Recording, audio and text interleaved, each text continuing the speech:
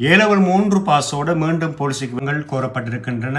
ஏற்கனவே கொஸ்தாபல் பதவிக்கு விண்ணப்பங்கள் கோரியிருந்தார்கள். இப்பொழுது அதாவது எஸ்ஐ பதவிகளுக்கு விண்ணப்பங்கள் கோரப்பட்டிருக்கின்றன. அதே மாதிரி எஸ்டிஎஃப் அதாவது விஷேட அதிரடிப்படைக்கும் விண்ணப்பங்கள் கோரப்பட்டிருக்கின்றன. எஸ்ஐ பதவியை பொறுத்தவரையில் ஆண்கள் பெண்கள் இருவாளாரும் விண்ணப்பிக்கலாம்.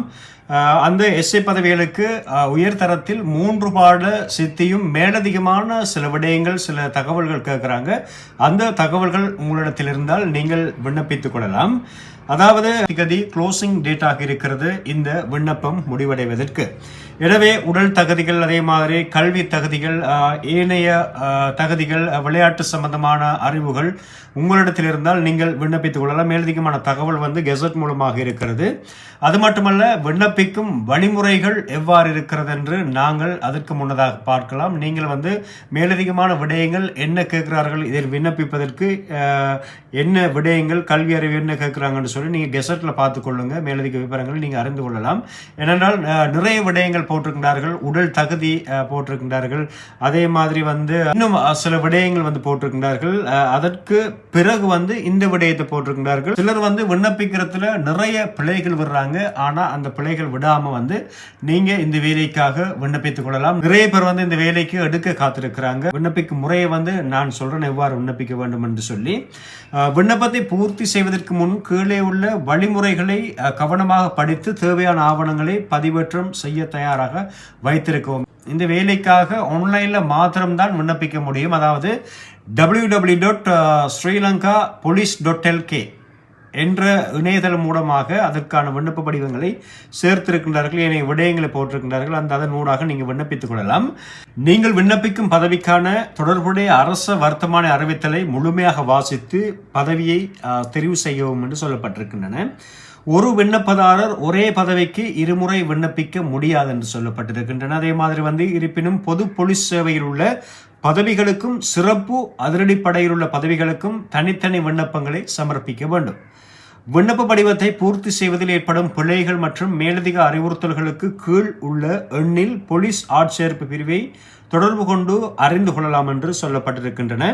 அதாவது உதவி போலீஸ் அத்தியட்சகர் ஆட்சேர்ப்பு 0718591 பொறுப்பதிகாரி ஆட்சேர்ப்பு மீண்டும் ஒரு தொலைபேசி இலக்கம் 0718591 ஆஃபீஸுக்கு நீங்கள் எடுக்க போறீங்கன்னு சொன்னால் போலீஸ் ஆஃபீஸ் போலீஸ் அலுவலகத்திற்கு 011-255-2736 என்ற தொலைபேசி இலக்கத்தை நீங்கள் அணுகலாம். விண்ணப்பத்தை பூர்த்தி செய்யும் போது பதிவேற்ற வேண்டிய ஆவணங்களை நீங்கள் திட்ட தெளிவாக வழங்கிக் கொள்ள வேண்டும். விண்ணப்பத்தை நிரப்புவதற்கு முன் உங்கள் உயரம் மற்றும் மார்பு அளவை அடி, அங்குலம் மற்றும் சென்டிமீட்டர் அளவுகளில் சரியாக அளந்து பதிவு செய்து வைத்துக் கொள்ளவும். பெற்றோர் மற்றும் சகோதரிகளின் பெயர்கள், அவர்களுடைய தேசிய அடையாள அட்டை எண்கள், தொலைபேசி எண்கள் மற்றும் வசிக்கும் காவல் நிலைய பிரிவு தொடர்பான விவரங்களை சரியாக அளந்து பதிவு செய்து வைத்துக் கொள்ளவும். அதாவது ஒரு நோட்டில் நீங்கள் குறித்து வச்சுக்கொள்ளணும். அதே மாதிரி மின்னஞ்சல் முகவரி, வாட்ஸ்அப் எண், ஃபேஸ்புக் பெயர் ஆகியவற்றை சரியாக உள்ளிடுவதற்காக URL இணைப்பு பயன்படுத்தவும். அதற்குரிய நீங்கள் லிங்கை வச்சுக்கொள்ளணும்.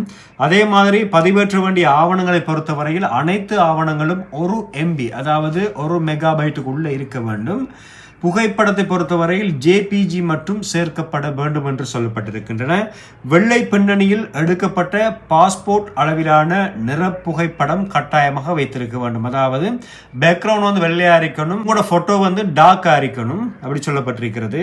பாஸ்போர்ட் சைஸ்ல இந்த இதற்கான போட்டோவை நீங்க எடுத்து வச்சுக்கொள்ளணும். அதாவது சேவ் பண்ணி வச்சுக்கொள்ளணும் போன்லயோ கம்ப்யூட்டர்லயோ. அதே மாதிரி பிறப்பு சான்றிதழ் கட்டாயம் நீங்க சேவ் பண்ணி வச்சுக்கொள்ளணும். தேசிய அடையாள அட்டையை ஸ்கேன் பண்ணி வச்சுக்கொள்ளணும். கல்வி தகுதிகளை உறுதிப்படுத்தும் சான்றிதழ்கள் கட்டாயம், அதையும் நீங்க சேவ் பண்ணி வச்சுக்கொள்ளணும். அரச வர்த்தமான அறிவித்தலை 18 படி பதவிக்கு தேர்வு செய்யப்பட்டால் தற்போதைய பணியிலிருந்து விடுவிக்கலாம் என்பதை உறுதிப்படுத்தி நிறுவன தலைவரால் வழங்கப்பட்ட கடிதம் தற்போது பணியில் இருப்பவர்கள் மட்டுமே சமர்ப்பிக்க வேண்டும்.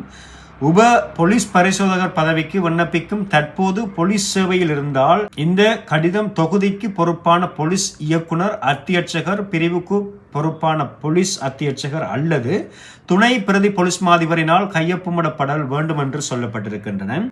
முக்கியமான விடயத்தை வழங்க வேண்டும். அதாவது ஆல்ரெடி நீ கவர்மெண்ட் சேவனை அறிக்கீங்கன்னு சொன்னால் அந்த திணைக்கள தலைவரினூடாக விடுவிப்பு பத்திரம் நீங்க பெற வேண்டும்.